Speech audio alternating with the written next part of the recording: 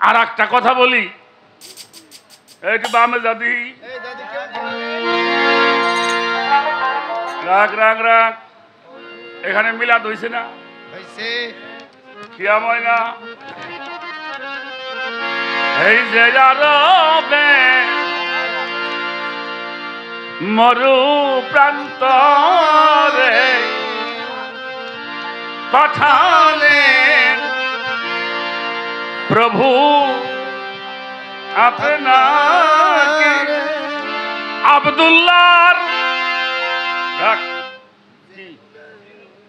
হ্যাঁ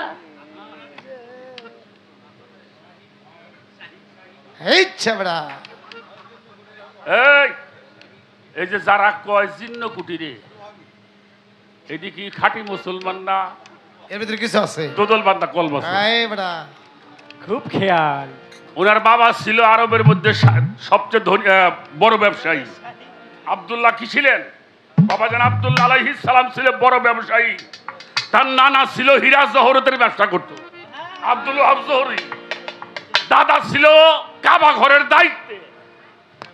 এই যে খারাই খারে দাড়ি কেলে কয় আব্দুল্লাহর জিন্ন কুঠি, আবার আনছু